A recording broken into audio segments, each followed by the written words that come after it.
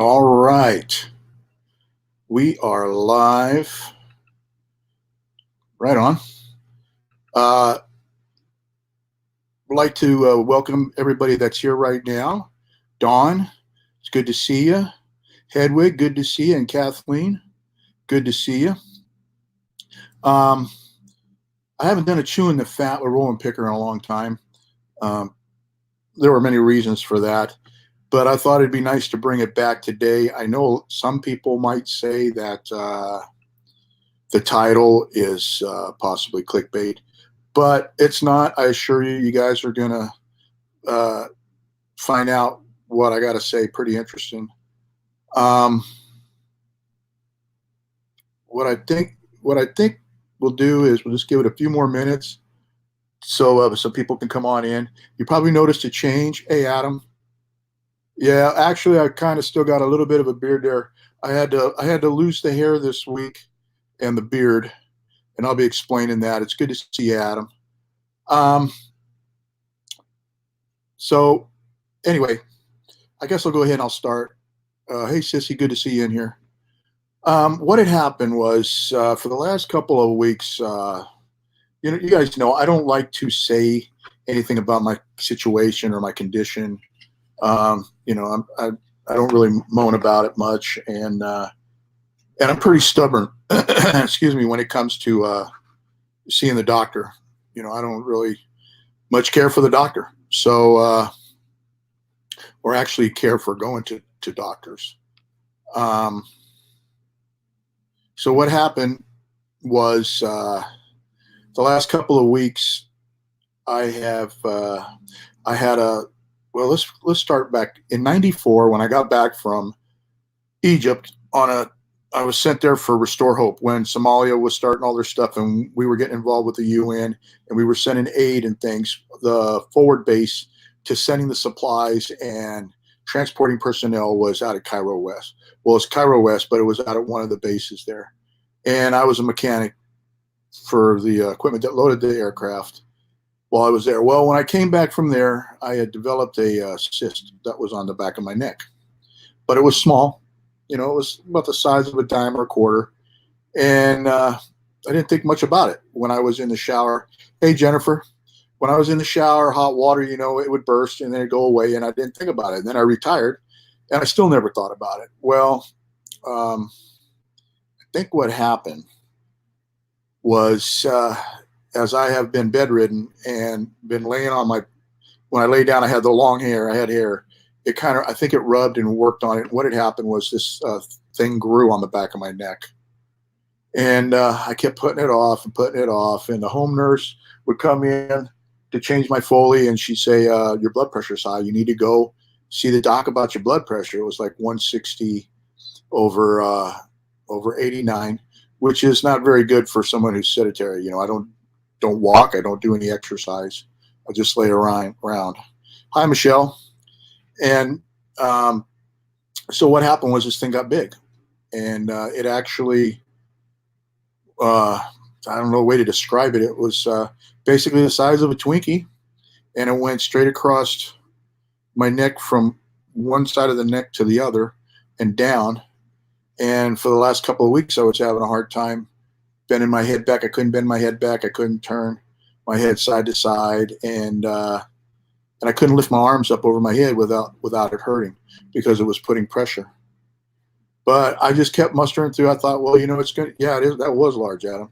And I just thought, it's going to get better. Everything gets better. I don't need to go to no doctor, and kept putting it off. Well, I promised my home nurse and Angie that I would call and make an appointment to go see the doc about my blood pressure and this thing that was on the back of my neck. And the day that I had the appointment, which was this last Tuesday, the doctor's office called, the computers went down and they couldn't pull up any records. I guess they don't have a redundant backup system or something to be able to pull up records. And so they canceled the appointment, and the doctor that I was supposed to see had left for the day. So I told Angie, I said, actually, she heard the phone call because I had it on speakerphone. And she's like, no, this this ain't happening, because they wanted me to reschedule. But the problem was Tuesday when I woke up, it had burst. It was abscessed and it burst.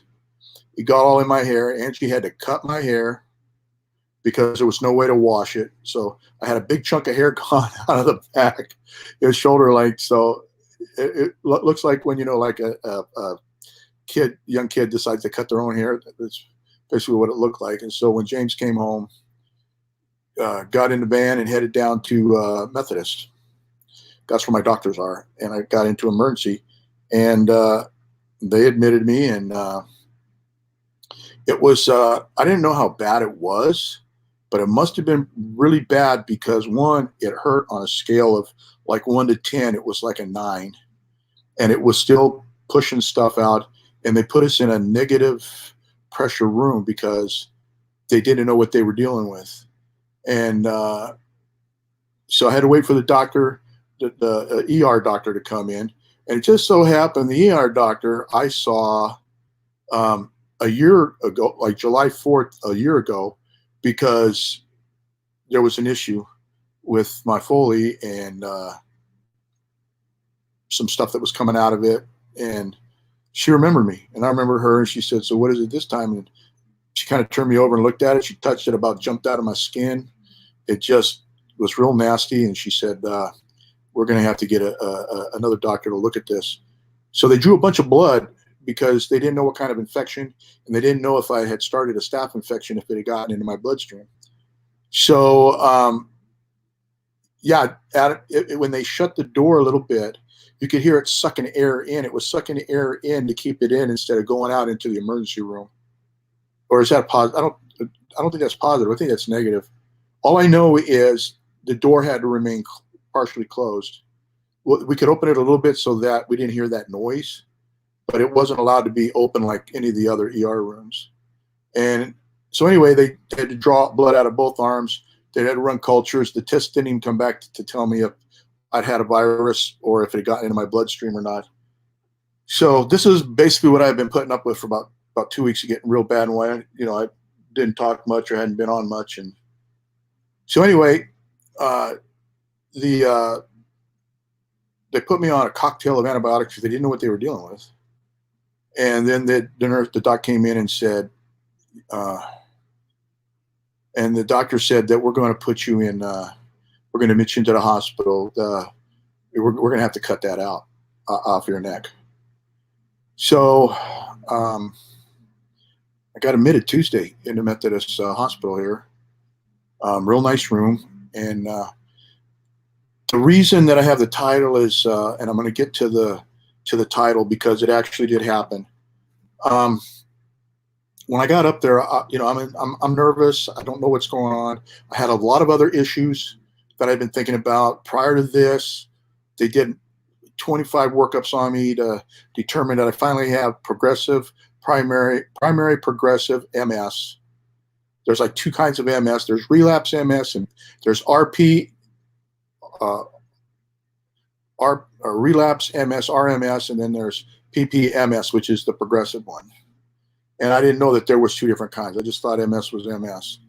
And it's because I have an active virus called the JCV virus or JVC virus.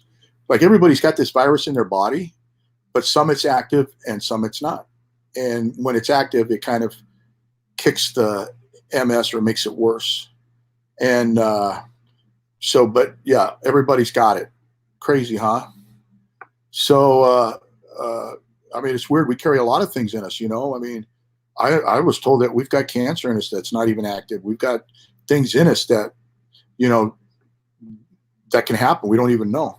But anyway, I've been thinking about that. The doc had this medication he wanted me to try that I've been on the fence post.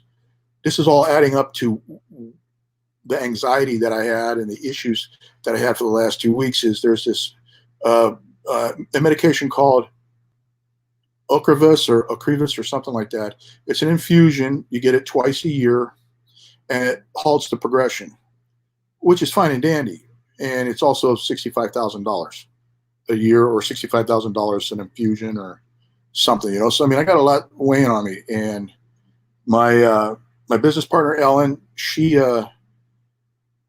I sent her the link to the site. She looked at it. She researched it. I talked to James about it, and he was like, you know, you always said if there was something you could do that would stop the progression, you'd do it. I don't know why you're on the fence about this now. And I'm like, well, it's just, you know, it's like the first round, they split the main infusion into 2 separate infusions, and they're like 3.5 hours. And then the full infusion is like 7 hours, you know, and then, yeah, you're right. And that's so much. But you're right about the money, $65,000, but it's the only drug that's FDA approved. So now just think, I got this thing that's been growing, causing me issues. I can't bend my head back, can't turn my neck. I couldn't turn my neck like this. The only thing holding it now is the tape from the gauze. I have to have an iodine pack every day while it heals. So it's just the tape holding it. But I couldn't turn my head, couldn't lean my head back this far. I couldn't do any of that. And then I got this drug medication this neurologist wants me to do that there's a lot of side effects. And it just puts a lot on the family because I've got to get down to an infusion center during the day, and it's just a lot. It doesn't take just Angie. Thank God I got my daughter. It doesn't take just Angie to put me in the van. It takes the family. I mean, it's a big production to get me to the doctors. I mean, just for an appointment. And and so I'm thinking about that, and I'm just like, you know what, maybe I can get a pill or something, and I don't know. And I was praying on it, and I wasn't hearing anything about it, and I wasn't hearing anything about the neck. So I thought, well, maybe I lost my connection with God. I don't know. But that Tuesday came, exploded, doctors canceled. I'm in emergency. Now I'm in the hospital waiting to see a surgeon and my doctor, who was the attending physician, my primary care physician. So, hey, Todd. So while I was up there, the first nurse of the night, her name's Amon, sweet girl, kind, gentle, just, and this is going to build up, guys. You're going to understand what I'm talking about when I said I saw and I had a word from God.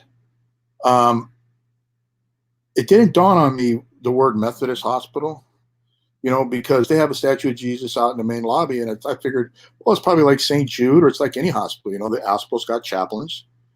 Military hospital has a chapel and a chaplain. And, I didn't think anything about it. And I didn't really pay much attention to what the nurses had said to me until Wednesday, when I got out of surgery about the hospital. But Amon was of a different faith, and she saw my hands, and on my hands I have the tattoos, that say Jesus saves. And she says, God's gonna get you through this. And I was like, yeah, I know He is. Because my faith was kind of being stretched a little bit. And while I was laying there, after they would come in and check my blood pressure, and the blood pressure was like crazy. I mean, Angie will tell you it was crazy, crazy. When I got to ER, my blood pressure was 215 over 110. I think it might have gone as high as 235. They were like, I don't know how this guy hasn't stroked out. By the time I got into my room, it got down to 180 over 110. And then the doc came in.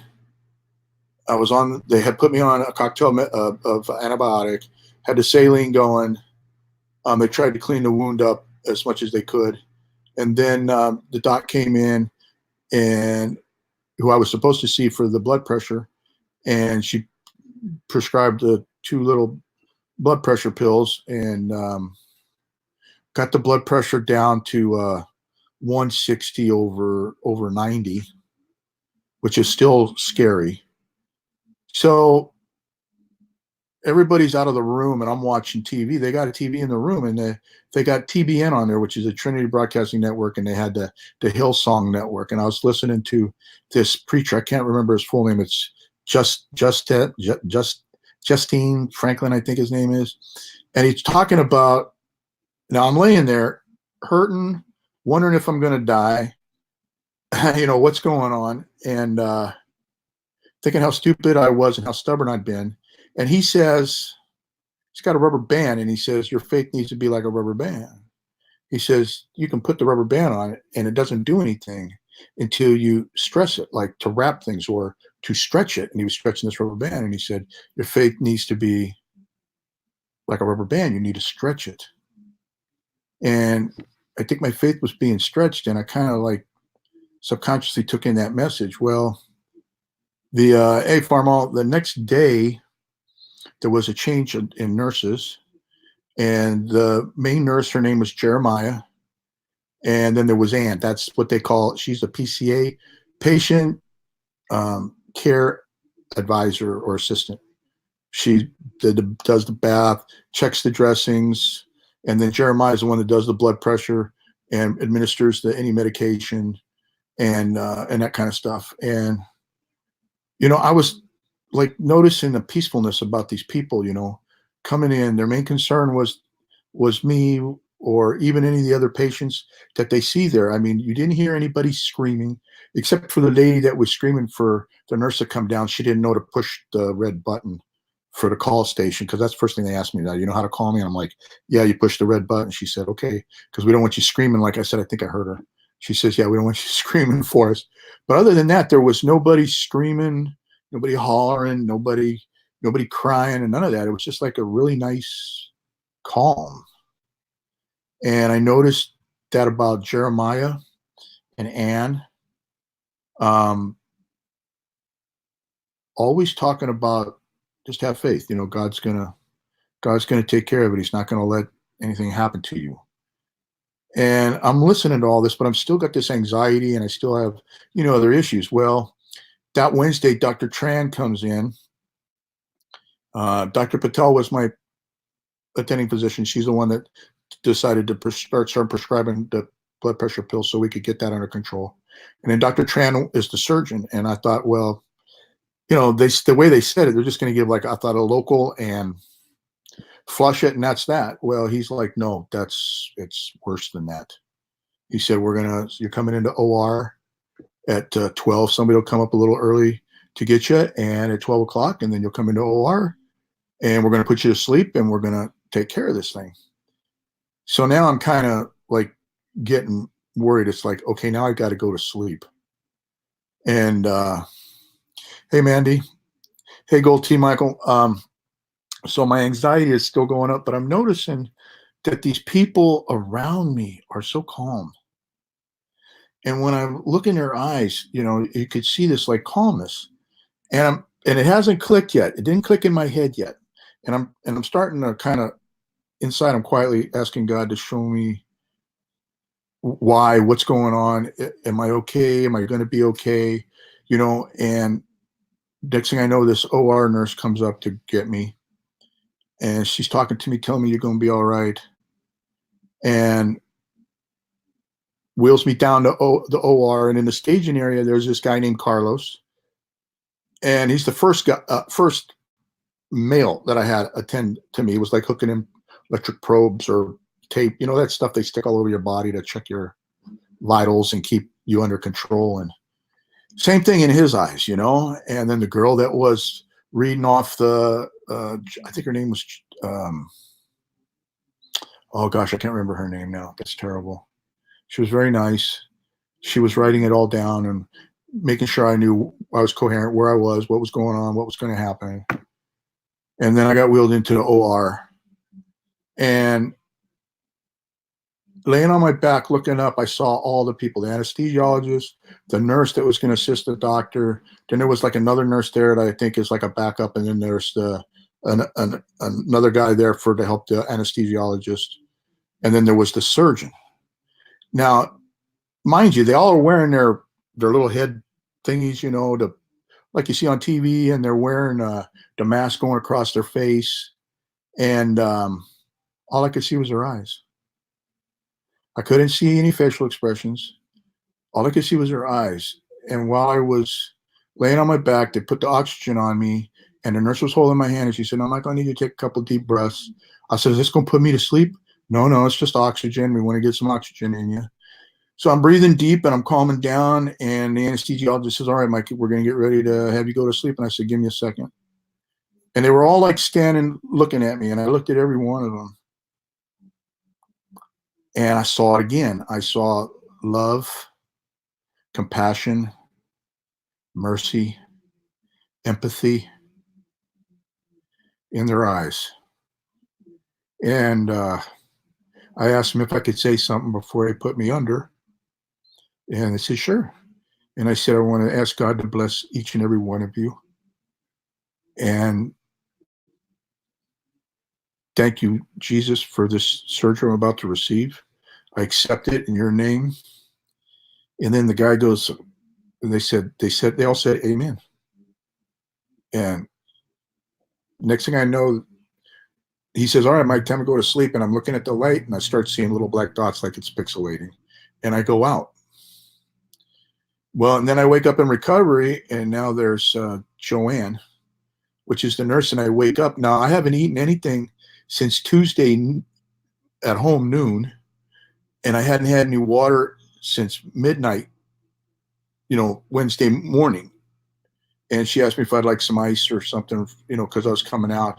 And and we were talking, and she noticed my hands, same thing, the tattoos, and we just started talking. And when I looked in her eyes, I saw the same thing that I saw in everybody else. And so I got recovered, and they took me back up to my room. And well, I'm in my room. There was a new nurse change. So the head nurse for the room is Fola, is her name, and the PCA is I hope I pronounced her name right. Yes, Yesana, or Yesana.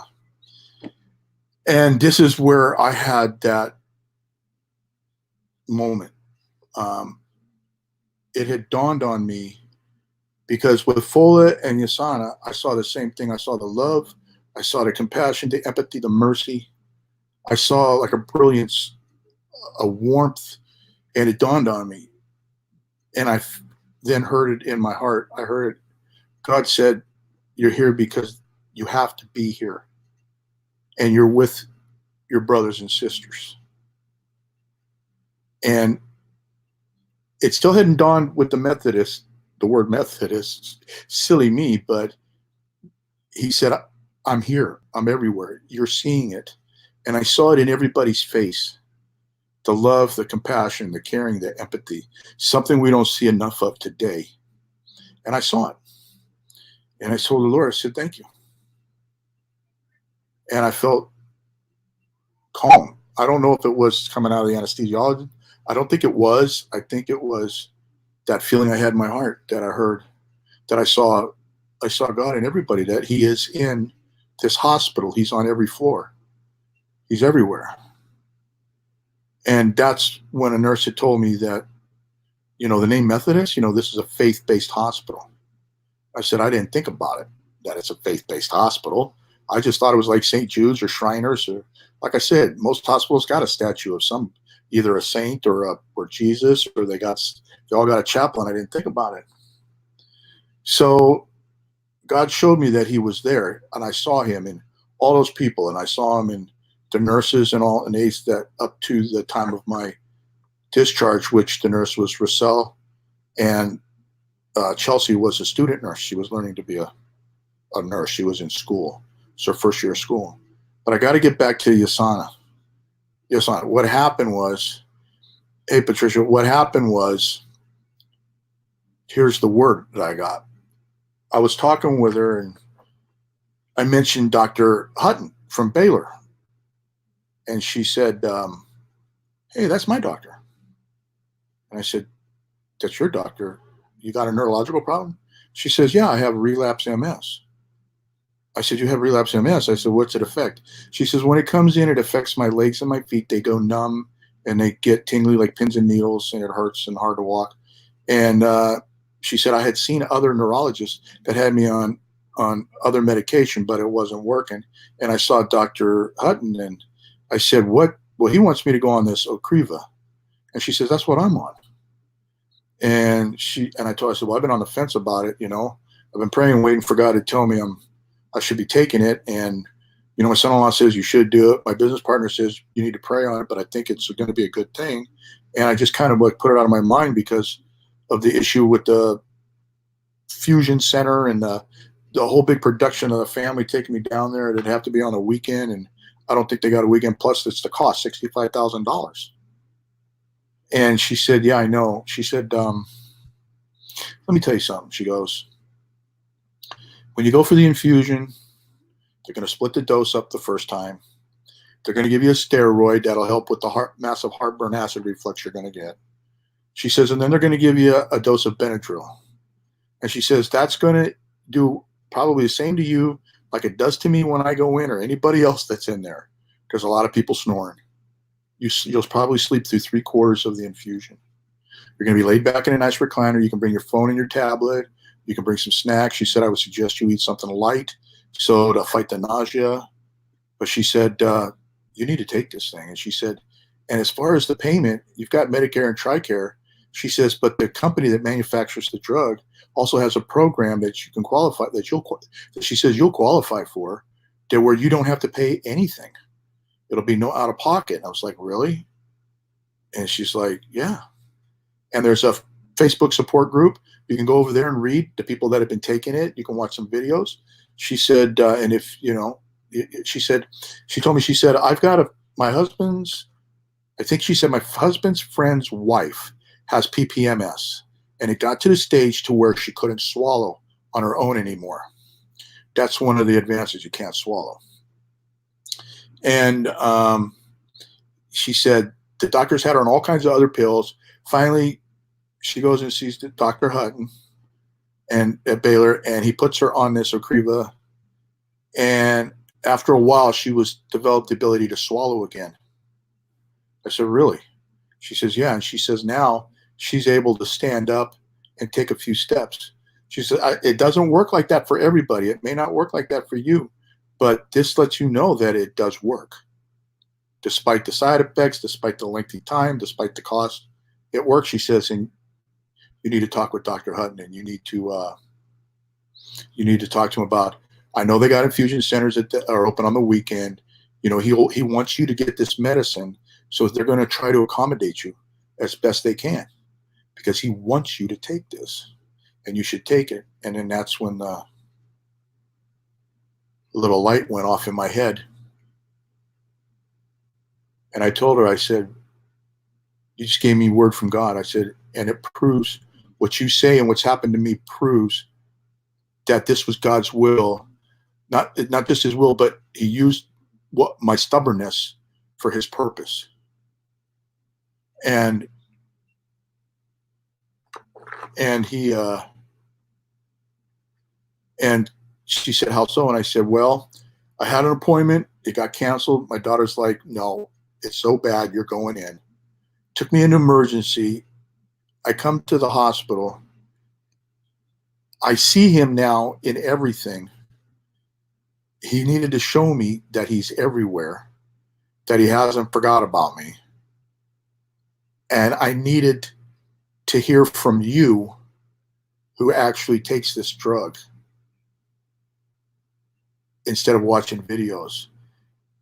I don't believe in coincidence." And she said, "Neither do I." And I said, "God knew I needed to hear the word from you instead of watching videos."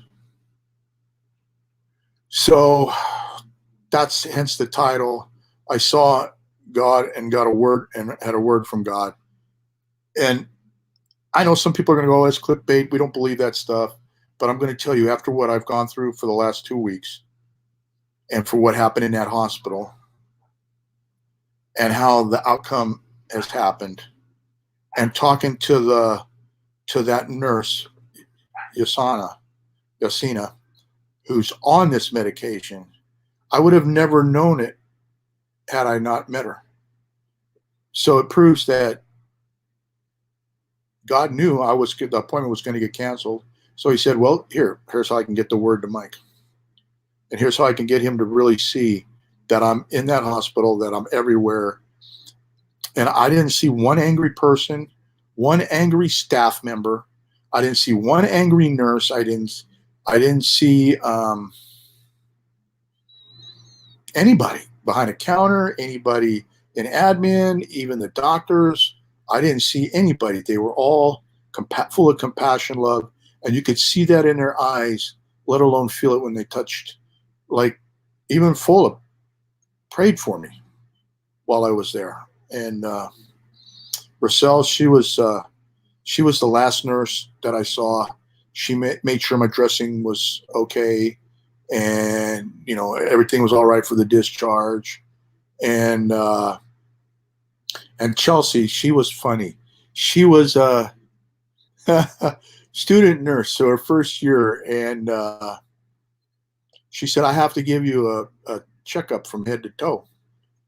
Is that going to bother you?" And I said, "You're a nurse." And I said, "I got no shame. If you got no shame, whatever. I mean, I'm here. I'm under your care." So she, looked me over, rolled me over, wrote things down, and then she said, God's took care of this, and He's going to make sure you get better." So I'm like, I don't care what anybody says. You can believe whatever you want, but I'm telling you, I saw God, and I got a word from God. And when I got that word, and when I saw Him, a calm came over me, and I realized that my trying to do my will, my stubbornness, has made my condition worse, or my situation worse. And the last 2 weeks was ugly. I didn't want to complain. I didn't want anybody to know. You know how I am, guys. No sympathy. I just rather share, give my testimony, for those that are out there that are hurting and needing help. Little prayer and leaving yourself open to hear doesn't hurt. It'll never hurt. And my God is my Jehovah Rapha. He's my great healer. He's a great physician. And He showed me not only that, He's a good father, that He loves His children. Despite people saying, why does He do this? Why does He let people get cancer, kids get cancer? Why does He let people die? Why does He let this happen? Why are hospitals full? Why are medications so high? You have to understand something. Even like I had to with the medication, that's run by man, not by Him. I mean, I'm sure He'd like it all to be free, or He wants nobody sick. But I think it's the choices that we make, and when we use our will, that's when the problems start. Like I said, my stubbornness, like it says in my stubbornness and my weakness, my not wanting to let anybody else, like, look, guys, I mean, my daughter has to take care of me. That until you have that happen to you, a family member take care of you, or if your family member didn't care about you and they stuck you in a home and you got to rely on somebody else. Like here, I had to rely on nurses because I couldn't do anything for myself, until that happens, I don't think there's a real understanding. And and I'm not saying if you have a disability or you have a situation like I had that you're any less a person. No, you're not. You're every bit a person. You're every bit valuable to the people that are around you. You're an asset to the people around you, and you're God's child. And He's not going to forsake you. But what He does do is He uses your stubbornness and your weakness for His purpose. And His purpose for me was that I needed that reinforcement to see that He is here and everywhere, that He's not left my side, that He's still with me, and that He had a word for me, but He knew my stubbornness. The only way I was going to get the word was I had to hear it from somebody else in a different place, which was the hospital. So I have to say, I asked Angie not to say anything. That's why she didn't go live Thursday, because I was getting discharged, and the discharge didn't come until late. I didn't get home until late, and I just asked her not to say anything to anybody. Yes, thank God I have Angie and James and Lily. Lily is a big help for a 9-year-old. She takes a lot of the burden too. But I didn't want Angie to tell anybody. I wanted you guys to hear it from me because, you know, Angie's got enough on her plate worrying about me, you know, and she's got a family to take care of. She's got a household to run. And then I'm just added on top of that. But so I have to, hey, Carol. So, you know, that's basically the bottom line of all this. You know, I mean, I'm going to end up talking to the doctor about the infusion now since I got the word, and just letting you guys know that that's why for the last 2 weeks, if I haven't been much online or not talkative or not doing much, it was because of that. That's on my back, or across. It was actually going across my neck. It was probably like, I would have to say, I have something here that pretty much it's going to be basically like it was basically from where my fingers are to finger across my neck, and it was about a little bit taller than that thickness right there, like that, and it turned into because my stomach turned into an abscess. And again, you guys know the story why Angie had to come and get me, because I felt I couldn't move. Mom couldn't take care of me. I went on a 32-day liquid fast. Next thing I know, I'm impacted. I could go septic. I had to go to emergency, have that taken care of, and here my stubbornness again. I could have gone septic, and that's not good. So guys, you know, if you need prayer, you can always contact me and let me know. I got a friend that's got a pretty good prayer circle, and I'll always keep you guys in my prayers. If you got an itch, a twitch, or something that you're not sure of, don't put it off, man. Don't be stubborn, and trust God. You know that God's gonna get you well and make you well. Yeah, I know, Kathleen. I didn't mean to keep everybody in the dark. It's just, you know, I don't complain about my situation, and I wasn't about to start, but Angie will tell you, if you ever ask her, she'll tell you Tuesday was ugly. It was very ugly, and it hurt so bad that when the first doc in the ER touched it, I almost passed out. I mean, I almost passed out, and that's how bad it was. Thank you for the prayers, Carol, man. You guys can always use prayer. If you don't believe in prayer, you want to send good thoughts, whatever works for you. But yeah, that's basically it. You know, it's that kind of, this tells you why Angie didn't go live, and then why I haven't been around. I mean, guys, I couldn't even turn my head, like I say, this far. I couldn't do that. I couldn't get my arms. I couldn't put my arms up over my head because it was like on the traps. It was touching each side of the trap, and it was binding it. And because of it, I lost my hair. We had to cut it. So I thought, well, we'll go ahead and shave this and start all over. Now, I will tell you, the docs did put me on the blood pressure pill. They put me on a low or no sodium diet or restriction. And then they didn't say I was diabetic, but they put me on a diabetic diet. Yeah, so just diabetic diet, which I guess is like no sugar, not a lot of carbs, clean proteins, because, you know, I don't exercise. So because I don't exercise, you know, I gained weight. I mean, look at it, guys. I'm chubby under here. Now, I do have to say one thing to a person who, if it wasn't for her upbeat and her enthusiasm on days that I was feeling like crap, I wouldn't even have gotten through that. And because of Ashley, her name's Ashley, I really want you guys to go check her out. I want you to go check her channel, Life with Ankylosing Spondylitis. Her situation is just as severe, and yet her upbeat, her drive, her enthusiasm, even if you guys are just down or feel bummed out or whatever, you go watch her, and it's like a shot in the arm. Of course, it wasn't a cure-all, fix-all. It was like putting a bandage, on over a boo-boo. But it got me through until finally God's like, you know what? I love Ashley. She's a wonderful girl. She's a wonderful child of mine. But you know, you got to have it. Now I'm in control.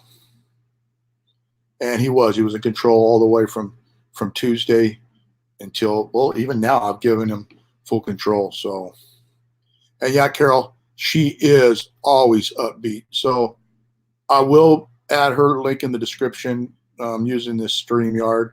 So I got to go in and re-edit everything anyway.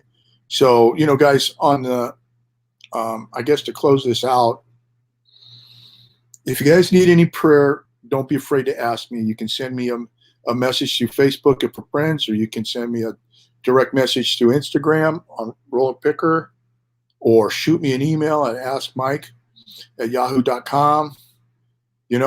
I'll always have you guys, back. Hey, David's Reselling Journey. I'll always keep you guys in my prayers.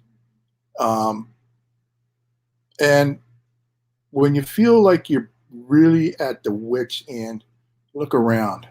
Ask God to show himself to you. He will, because he did it to me. And I was around it for, well, half of one day, half of another. So 2 days, I was around it for 2 days. Oh, hey, Dave. Car Boot Picker, you changed your name.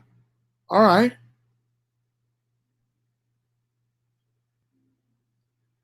Yeah, and the infusion, I still got to talk to the doc. I want to wait till this is done. And they got a packet for it to heal. The nurse took a picture. They come in every day. She took a picture and showed me what it looked like, the wound. It's pretty big.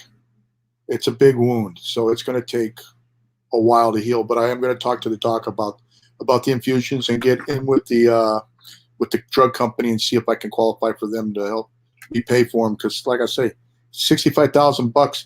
I don't know if that's for the whole year or if that's per every 6 months. I would imagine it's probably for the year, but I don't know. I have to go find out. But you guys know this is a new improved Rollin Picker.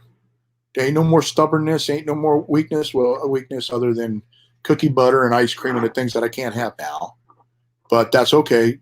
That's part of the lesson. And it's per infusion. So that's $130, $130,000 a year. So I have no idea what Medicare or TRICARE for Life is going to pick up, but $130,000 a year. And if they don't pick it up, I can't take the drug because I can't pay for it. I'll have to do this pill thing or something, do a pill or something that's cheaper. So I'm just going to have to let the doc know that. Maybe I can do some videos complaining more about the pharmaceuticals and, bringing the cost down.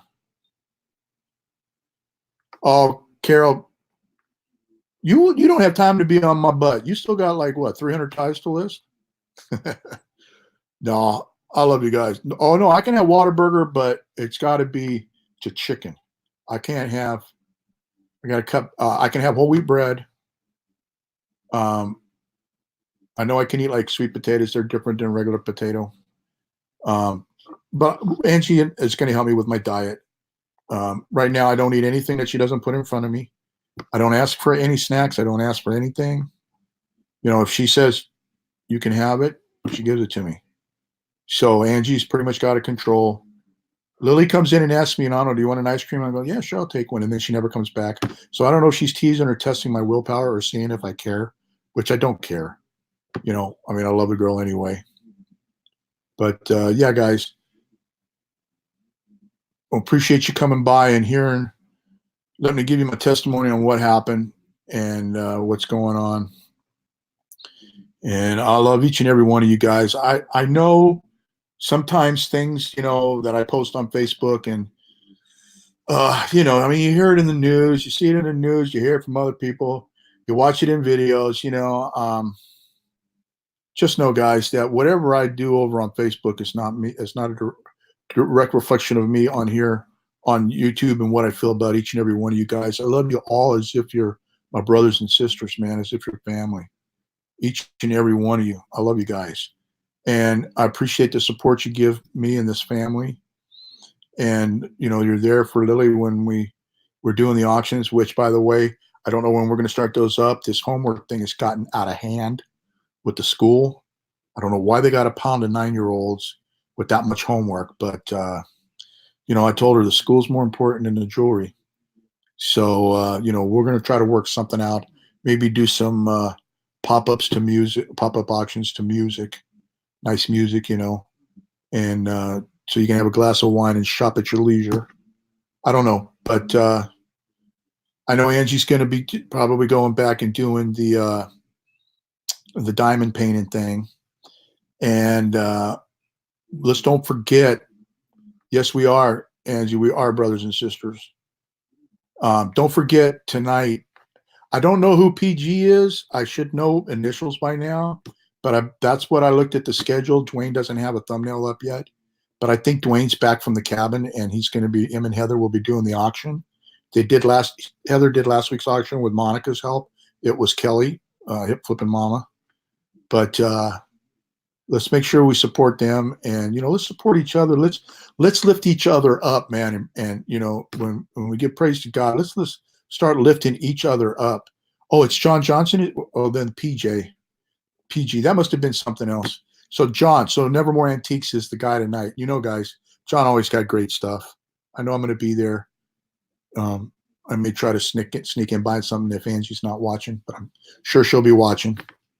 But let's hold each other up, man. Let's get past all this craziness and this nonsense, and let's stop being stubborn and being weak about things. And it's like I told the nurses. They said, "Well, your condition's pretty severe," and I'm like, there's somebody else out there far off more than I am that needs your guys' help and needs love, and that's that was that's the way. Let's just say my life got changed, and I may slip every now and then, but that's because we're human. We're a flesh. We're not. We try to be. I try to have the Holy Spirit in me. I try to resonate that and to show that, and I'm human, and God knows that. And instead of beating me and disciplining me, he always is teaching me, and he's always showing me. And I think if it wasn't for God, I wouldn't be sitting in this bed. I wouldn't be talking to you guys and sharing my life. And I appreciate you coming, taking the time out of your day to listen to it. And that's why I wanted to do it early, because I didn't want anything to interfere with Dwayne's show tonight. And so you go, guys. I want to thank you guys for coming. I know this is going to repop or it's going to reload. Man, share this video if you feel you want to. Share it everywhere, man. Facebook, share it on Twitter, Instagram, wherever. If you know somebody that's going through a tough time, and you think my experience might help them, please share it with them, because I'd like to try to help as many people as I can. And leave a comment afterwards, or if you have a prayer request, you can put it in the comments below the description, which will be edited. And so not just me can pray for you, so anybody else coming along that sees it can pray for you too.